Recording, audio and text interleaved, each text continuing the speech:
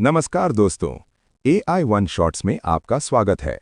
आज हम जानेंगे गुप्त वंश के एक बारे में। ऐसा युग जिसे इतिहास ने भारत का स्वर्ण युग कहा। तो चलिए आज गुप्त वंश का संपूर्ण इतिहास जानते हैं।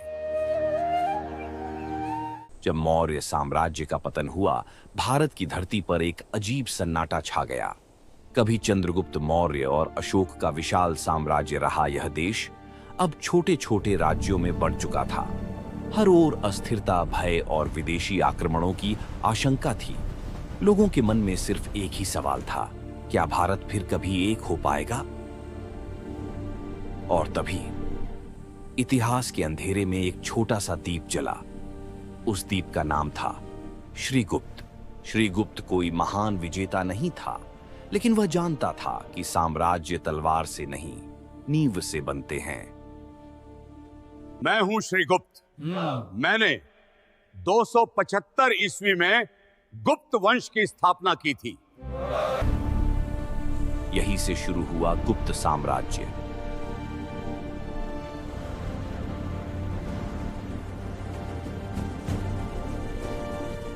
संभवतः अयोध्या उसकी राजधानी थी।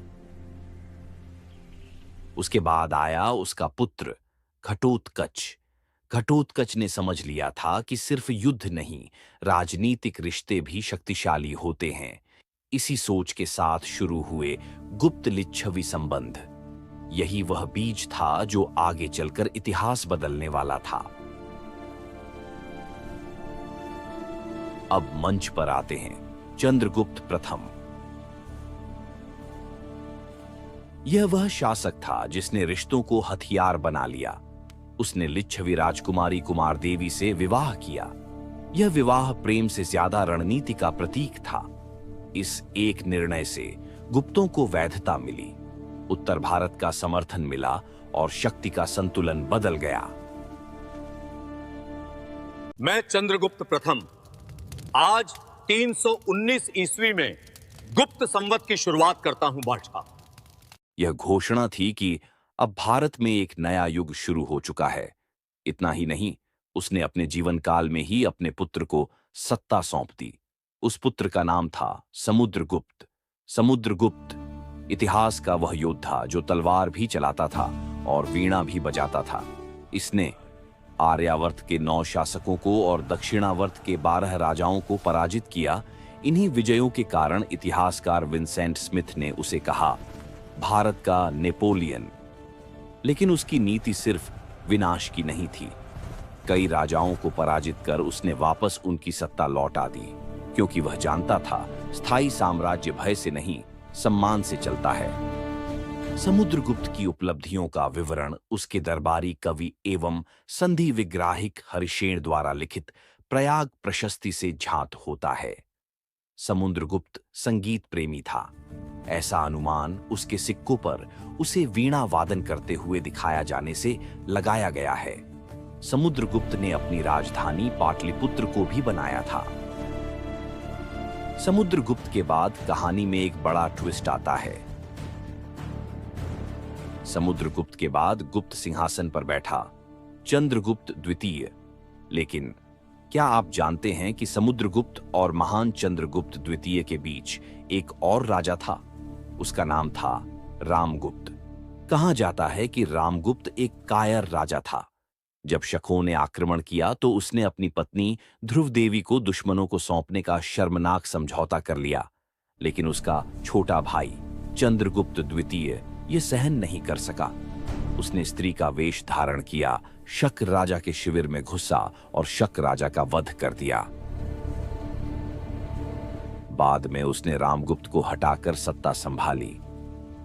चंद्रगुप्त द्वितीय वह शासक था जिसने विदेशी शकों को खुली चुनौती दी। शक क्षत्रपों को पराजित कर उसने कहा, अब भारत पर विदेशी शासन नहीं चलेगा। मैं चंद्रगुप्त द्वितीय आज उत्तरापथ और अवंती के राज्यों को समाप्त करके विक्रमादित्य की उपाधि धारण करता हूं। शकों पर विजय के उपलक्ष्य में मैंने चांदी के सिक्के चलाए। दिल्ली में कुतुब मीनार के पास स्थित मेहरौली लौह स्तंभ में चंद्रगुप्त द्वितीय की शक क्षत्रप रुद्र सिंह तृतीय पर विजय का वर्णन है। मैं हूँ चीनी यात्री फाहियान। मैं चंद्रगुप्त द्वितीय के समय भारत आया। मैं 399 ईस्वी से 414 ईस्वी तक भारत में रहा। चीनी यात्री फाहियान ने लिखा, भारत में लोग सुखी हैं, दंड कम है और धर्म जीवित है।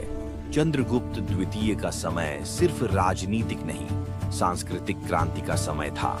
चंद्रगुप्त द्वितीय के समय पाटलिपुत्र और उज्जयिनी विद्या के प्रमुख केंद्र थे। अध्ययन और प्रयोग से ही सत्य का प्रकाश मिलता है। उसके दरबार में 9 विद्वान थे जिन्हें नवरत्न कहा गया है। उसके दरबार में थे कालिदास, वराहमिहिर, धन्वंतरी, अमर सिंह और यहीं रचे गए अभिज्ञान, शाकुंतलम, मेघदूत और रघुवंश। इसी युग में अजंता की गुफाएं सजी, दशावतार मंदिर बना, मूर्तियों में भाव आए, मंदिर वास्तुकला जन्मी। ये सचमुच भारत का स्वर्ण युग था।